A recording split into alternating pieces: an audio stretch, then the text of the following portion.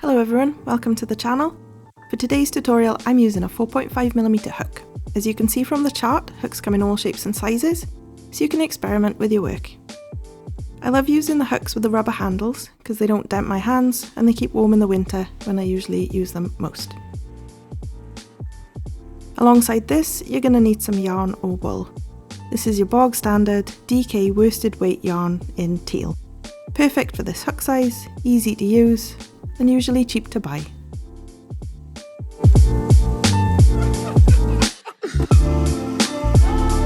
So for your blankets, scarves, clothes and other failed projects you'll leave at the back of your room, you'll start with a simple cast on to make rows of stitches. Give yourself a generous length of yarn, especially when you're practicing. And you're just going to wrap the yarn around your finger and make a slip knot, like this.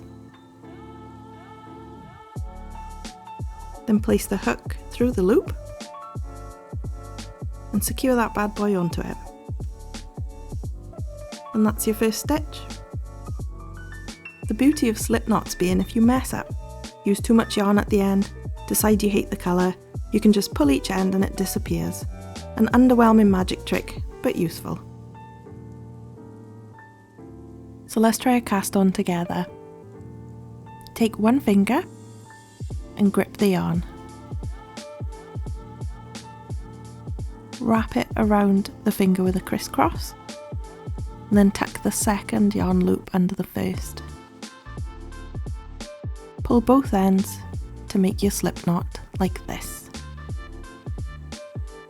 Let's try one more time. One finger, grab the yarn, wrap it crisscross,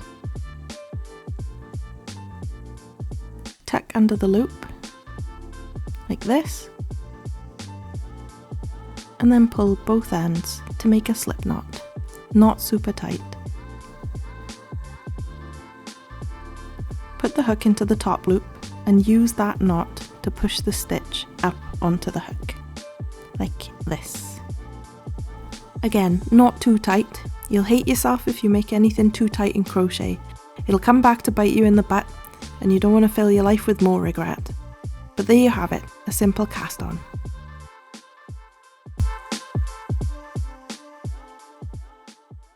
Everybody's favourite project starter is the magic circle. Obviously, I'm lying, it's the most awful thing you can do, but we're going to get through this.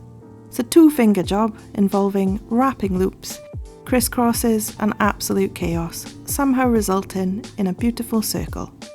And it's perfect for making 3D items like amigurumi. Unlike the cast on, you have the option to erase all mistakes, simply by pulling both ends until the whole thing disappears into the ether.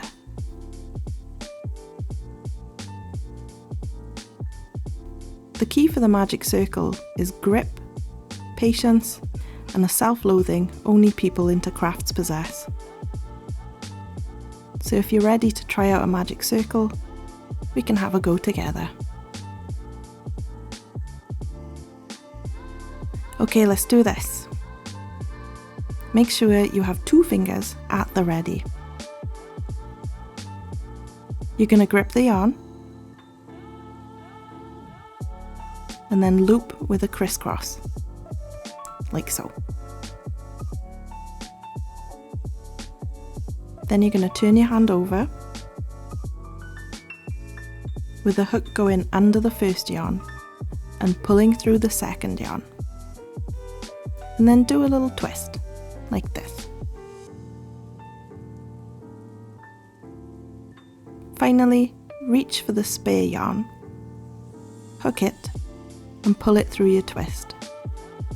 Grab the loops and pull the whole thing off your fingers.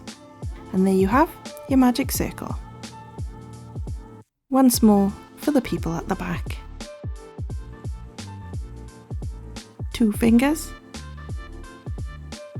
grip the yarn, loop it crisscross, turn your hand, hook under, grab the yarn, pull through, twist. Reach for the spay, pull it through your twist, remove it from your fingers, lay it down, punch the air. You did it!